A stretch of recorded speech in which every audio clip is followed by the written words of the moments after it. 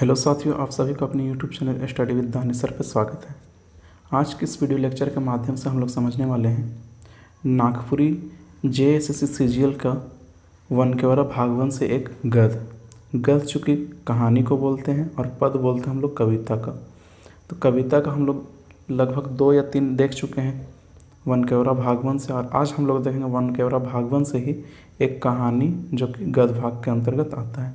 और गद्य में सबसे पहला गद्य बोल सकते हैं या फिर कहानी जो है उसका नाम है त्रिफला। तो इस कहानी को हम हिंदी में ट्रांसलेट करके लिख दिए, चूँकि वनकेवरा भाग 1 बुक में है, उसमें दिया गया है नागपुरी में, और बहुतों को नागपुरी पढ़ करके उसका समरी समझ में नहीं आता है, इसलिए हम उसको ट्रांसलेट करके हिंदी में लिख दें ताकि आप लोग को पढ़ करके सुन करके इसका हिंदी कहानी का समरी समझ में आ जाए, ताकि इससे जितना भी क्वेश्चन बने आप लोग उसको सॉल्व कर सकें। तो आइए चलिए वीडियो को स्टार्ट करते समझते हैं कि त्रिफला कहानी में क्या क्या चीज़ पढ़ना है, क्या क्या चीज़ इसमें इससे रिलेटेड क्वेश्चन बन सकता है। तो त्रिफला कहानी का जो राइटर है, लेखक है, उसके बारे में यहाँ फर्स्ट लाइन में लिखा गया है, जैसा कि आप लोग देख सकते हैं। यहाँ पर लिखा हुआ प्रस्तुत कहानी त्रिफला, जिसके लेखक या फिर कहानीकार कौन है? प्रफुल्ल कुमार राय जी। कौन है? प्रफुल्ल कुमार राय जी हैं। कहानी में निम्न लोगों के बारे में दर्शाया गया। अब निम्न लोग कौन कौन है? अब निम्न लोगों के बारे में अर्थात यहाँ का जो भी मेन पात्र है, मेन यहाँ का प्रोटोगनिस्ट जिसको बोल सकते हैं, फिर जो मुख्य भूमिका निभा रहे उनके बारे में है। जिसमें पहला यहाँ पर आप देख सकते हैं, पहला यहाँ पर दिया गया है खुदीराम बाबू, जिन्हें घोसाल साहब के नाम से भी जाना जाता है। दूसरा है मिस टांडेवाल, चूँकि यही दोनों पे ही कहानी टिका हुआ है। तीसरा है सिमी, जो कि कौन है? सिमी जो है खुदीराम बाबू का ही क्या चीज़ है? बेटी है। और एक है श्रीवास्तव जी, ठीक है, श्रीवास्तव जी जो है खुदीराम बाबू के ही उम्र का क्या चीज़ है? एक दारोगा है। तो यही चारों पात्र हैं इस कहानी के मुख्य पात्र हैं। अब कहानी पे हम लोग आते हैं कि कहानी क्या है। तो कहानी स्टार्ट करते समझते हैं कहानी के बारे में। कहानी है, कुछ दिनों से खुदीराम बाबू या घोसाल साहब को मिस टांडेवाल का बहुत याद आने लगता है। किनका याद आने लगता है इनको? मिस टांडेवाल का याद आने लगता है। याद अकेले नहीं होता है, बल्कि उन्हें याद खामोखा आ ही जाता है। याद उन्हें अकेले नहीं होता, बल्कि उन्हें खामोखा क्या हो जाता है? याद आ ही जाता है, तथा उनकी यादों में वे बहुत तड़पते हैं। कभी कभी तो दफ्तर के फाइलों के बीच में, कभी ऐसा होता है कि दफ्तर में फाइल का बीच में ही जब वो काम में मशगूल रहते हैं, काम में क्या रहते हैं? लीन रहते हैं, व्यस्त रहते हैं, और अंदर से बहुत ज़्यादा विभोर हो जाते हैं, तभी अचानक से उन्हें मिस टांडेवाल की याद बहुत ज़्यादा आने लगती है। क्या होता है? जब वो काम करते रहते हैं ऑफिस में, तो उन्हें उसी टाइम में उनका याद बहुत ज़्यादा क्या होता है? सताने लगता है, जिसके चलते खुदीराम बाबू अचानक से घबरा जाते हैं। और क्या होता है? उनका याद आता है तो ये क्या हो जाते हैं? घबराने लगते हैं। ऐसा लगता है जैसे उसके आगे पीछे लोगों का क्या हो गया है? भीड़ हो गया है।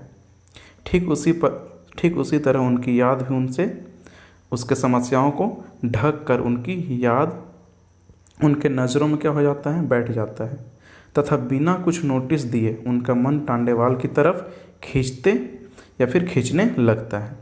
खुदीराम बाबू मिस टांडेवाल को इतना याद करते हैं कि मिस टांडेवाल के शरीर, आँख, कान, नाक, मुंह आदि सभी 8 अंग को अपने मन में क्या करते हैं? कल्पना करते हैं, इमेजिन करते हैं, और उनकी यादों में खो जाते हैं।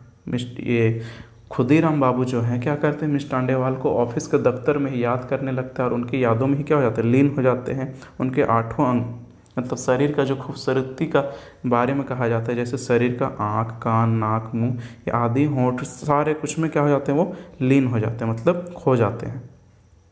टांडेवाल के बारे में अच्छी बुरी बातों को सोचने में ही खुदीराम जी का आधा वक्त क्या हो जाता है? व्यर्थ हो जाता है, मतलब बर्बाद हो जाता है। तब उन्हें एहसास होता है कि बुरा ख्याल उनके मन में कैसे आ गया है। फिर उन्हें ऐसा आभास होता है कि उनके प्रति उनके मन में क्या हो गया है? बुरा ख्याल आ गया है। फिर मन ही मन वो क्या होते हैं? गुस्साते हैं, कूड़ते हैं, और और अपने मन से लाचार तथा बेबस रहते हैं। और क्या हो जाता है, अपने मन से लाचार जाते हैं, बेबस हो जाते हैं। उनकी याद इतनी सताती है कि इन यादों से निकलने के लिए खुदीराम बाबू अंत में क्या करते हैं, पानी पीते हैं और अपने मन को शांत करते हैं तथा अंदर अंदर अपने आप पर चिड़चिड़ाते हैं।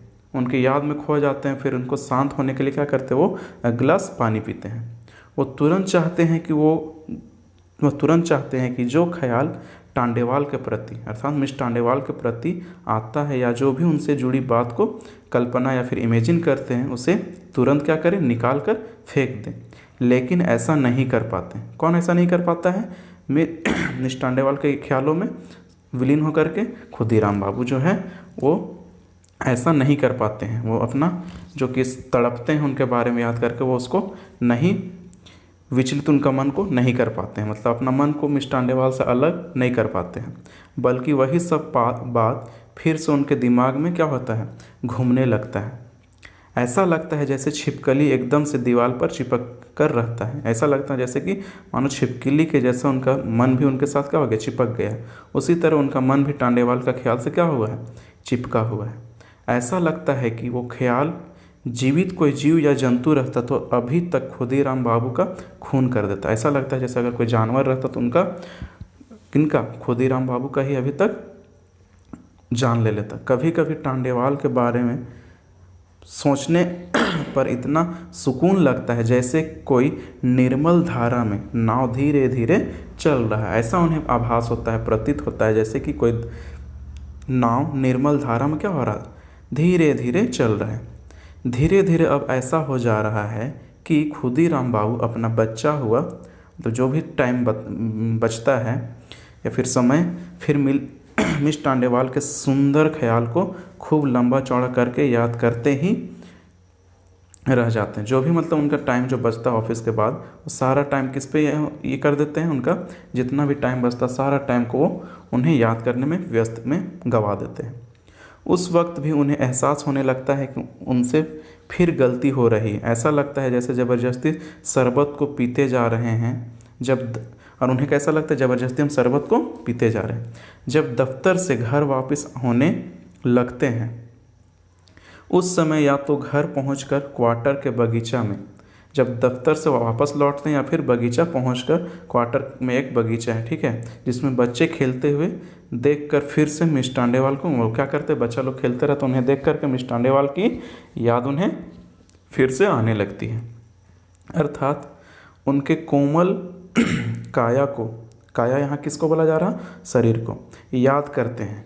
फिर रात होते ही उनकी याद और ज़्यादा आने लगती है। और रात होते ही उनका क्या हो जाता है, बहुत ज़्यादा याद आने लगता है।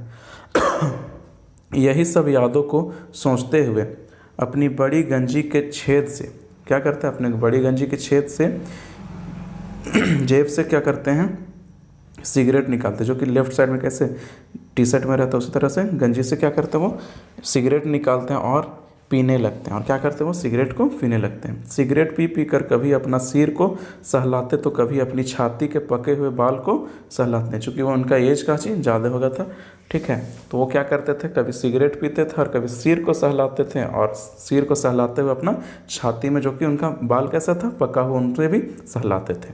और किन के बारे में सोचते रहते थे, मिस टांडेवाल के बारे में। चलिए आगे समझते हैं क्या चीज़ दिया हुआ है। मिस टांडेवाल का क्वार्टर जो 2 से 3 क्वार्टर के बाद में ही है। किससे 2-3 क्वार्टर के बाद, तो खुदीराम बाबू के ही 2-3 क्वार्टर के बाद में ही है। उसी में वो काम करते हैं और उसी में वो क्या करते हैं, काम कर। खुदीराम बाबू बहुत ज़्यादा सोचते हैं कि मिस टांडेवाल अकेले या फिर अकेली रहती है। वो सोचते हैं कि मिस टांडेवाल जो है अकेली रहती है, क्या क्या करती है, क्या क्या खाती है, कैसे सोती है, इस तरह के विचार उनके मनों में बहुत ज़्यादा आने लगता है। बहुत ज़्यादा उनके बारे में सोचने पर उनका मन घबराने लगता है। किन का मन घबराता है, खुदीराम बाबू का। किन के बारे में सोच करके, मिस टांडेवाल के बारे में सोच करके। उन्हें लगता है कि ज़्यादा सोचेंगे तो मुझसे कहीं कुछ हो ना जाए, और ये ऐसा भी सोचते हैं कि अगर हम ज़्यादा सोचने लगे तो हमको कुछ हो जाएगा।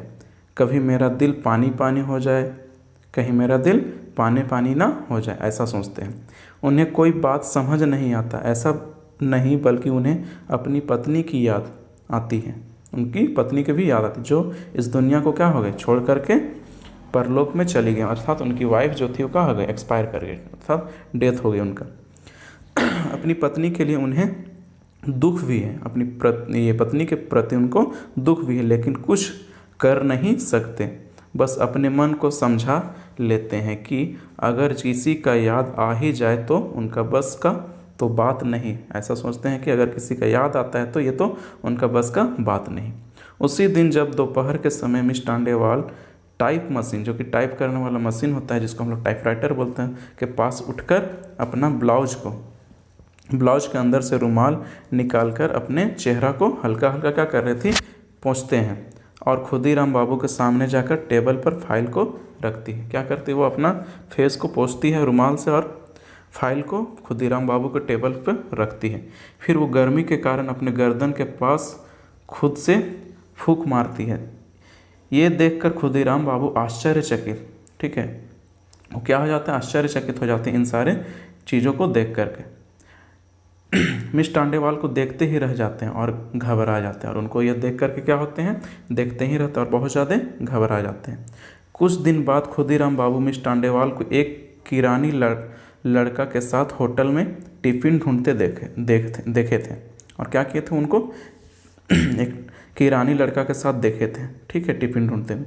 कितना लोगों से टांडेवाल के चलते गुंडागर्दी की बात भी की, और इनका वजह से क्या किए थे, वो गुंडागर्दी भी करते थे। उन्हीं के उम्र का दूसरा लड़का बाबू थे जिनका नाम श्रीवास्तव था, और उन्हीं का एक उम्र का, किनका उम्र का, ये खुदीराम बाबू का उम्र का एक ये बड़ा बाबू थे जिनका नाम क्या था, श्रीवास्तव था। तो यहाँ कौन थे, बड़ा बाबू श्रीवास्तव जी, ठीक है। तो मिस टांडेवाल के बारे में खुदीराम बाबू से मजाक करते हैं और हंसते हैं कि खुदीराम बाबू भी साथ साथ में हंसते हैं, और उनसे मजाक करता है और वो भी साथ साथ में हंसते हैं। बाद में वे लेटे हुए अपने और अपने ख्यालों में उलझे हुए थे। कौन लेटे हुए थे और उलझे हुए थे, खुदीराम बाबू, क्योंकि मिस टांडेवाल ने खुदीराम बाबू को चाय पीने के लिए अपने क्वार्टर बुलाई थी। चूँकि वो इसलिए सो करके उनके ख्यालों में गुम थे क्योंकि मिस टांडेवाल जो थी उन्हें क्या की, चाय पे बुलाई थी, मतलब चाय पीने के लिए। और इसी बात से खुदीराम बाबू का मन खुश था, और उनका इस विचार से उनका मन कैसा था, खुश था। बिस्तर से अचानक उठे और फटाक तैयार होकर मिस टांडेवाल के क्वार्टर की ओर चल दिए। कौन चल दिया, खुदीराम बाबू चल दिया। और जाने के दौरान वो रास्ते में, और बिस्तर से क्या किए, अचानक उठकर फटाक से तैयार होकर मिस टांडेवाल के क्वार्टर की ओर चल दिए। और रास्ते में जब जाने लगे तो रास्ते में जाने के दौरान रास्ते के बाएं दाएं मुड़कर देखते हुए मिस टांडेवाल के घर के पास पहुंच गए, ठीक है। फिर उनका दरवाज़ा खटखटाते हैं तो अंदर से मिस टांडेवाल आवाज़ दी, कौन? तो खुदीराम बाबू बोले, मैं हूँ। टांडेवाल बोलती है, सॉरी घोसाल साहब, मुस्कुराते हुए, और वो फिर मुस्कुराते हुए अंदाज में जवाब दी, सॉरी। फिर बोली, अंदर आइए। अंदर जाने के दौरान खुदीराम बाबू बहुत खुश थे और पीछे से मिस टांडेवाल को भी देख रहे थे। फिर दोनों आपस में कुछ कुछ बातें करते रहे। खुदीराम बाबू मन ही मन, फिर दोनों आपस में क्या करते हैं, कुछ कुछ बातें करते हैं। खुदीराम बाबू मन ही मन कुछ और सोचते रहते हैं कि टांडेवाल मुझे पसंद करती है, और मन में मिस टांडेवाल को छूने का सोचते हैं, और ये अलग ही मिजाज में खोए हुए रहते हैं कि उनके बारे में सोचते हैं कि वो मुझे पसंद करते हैं कि ना, और उन्हें छूने का भी सोच ही रहे। तभी मिस टांडेवाल आवाज़ देती है कि चाय लाओ, और वो मिस टांडेवाल क्या करती है, चाय लाओ आवाज़ देती। तो एक जवान लड़का चाय लेकर आता है। तभी एक जवान लड़का क्या करता है, चाय लेकर आता है। उसे देखकर खुदीराम बाबू अंदर ही अंदर गुस्सा होते हैं, लेकिन कुछ कह नहीं पाते। फिर मिस टांडेवाल उसे चाय देती हैं, फिर उसे बैठने के लिए बोलती है। उस लड़का का हाथ पकड़कर अंदर रूम में चली जाती है। तो उसका हाथ पकड़ करके कौन चली जाती है, मिस टांडेवाल, जो कि लड़का था, उसका हाथ पकड़ करके अंदर रूम में जाकर जवान लड़का बोलता है कि कौन आया है, ये बूढ़ा आदमी। बूढ़ा आदमी किसको वो लड़का बोल दिया, खुदीराम बाबू को। कोई रिश्तेदार है क्या, या फिर वो बड़ा बाबू श्रीवास्तव है क्या? वैसे लोग खुद को बहुत बड़ा समझते हैं। ये सभी बातें सुनकर खुदीराम बाबू वहाँ से तुरंत चाय पीकर तुरंत चले जाते हैं।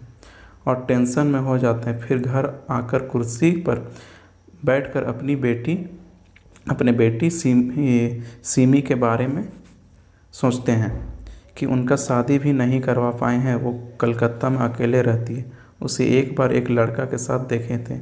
यही सब बात में वो और ज़्यादा टेंशन में हो जाते हैं और लगता है कि मेरा पेट खराब हो चुका है और ढेर रात तक वो नहीं सो पाते, जिसके कारण उन्हें लगता है कि मेरा पेट खराब हो चुका है। फिर उन्हें याद आया कि कनिराज उन्हें त्रिफला का पानी सुबह सुबह पीने को कहे थे। कनिराज जो थे उन्हें त्रिफला का पानी में डाल करके सुबह सुबह पीने के लिए कहा था, क्योंकि त्रिफला क्या होता है, एक प्रकार का चूर्ण होता है, ठीक है।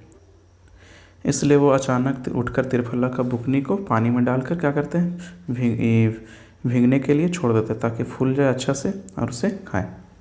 तो ये था हम लोग का कहानी गद्य भाग का, जो कि वनकेवरा भाग 1 से त्रिफला, तो यही था, ठीक है। अगर आप लोग इससे रिलेटेड वीडियो और चाहते हैं, इससे रिलेटेड क्वेश्चन चाहते हैं, तो वीडियो को लाइक करें, कमेंट सेक्शन पे कमेंट करके बतलाएं मुझे, ताकि मैं इसका नेक्स्ट वीडियो लूँ।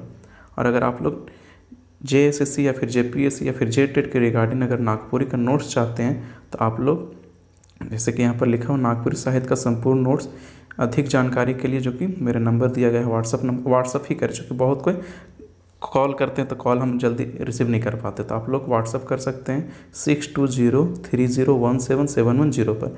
और ये इसका जो मैं नोट्स प्रोवाइड कराता हूँ उसका मैं हार्ड कॉपी प्रोवाइड कराता हूँ, PDF नहीं देता हूँ। तो आप लोग को अगर वीडियो पसंद आए तो इसे लाइक करें और जितना अधिक से अधिक हो सके शेयर करें। इस वीडियो पर इतना ही, मिलते हैं नेक्स्ट वीडियो में, आपसे लेते हैं विदा, थैंक यू।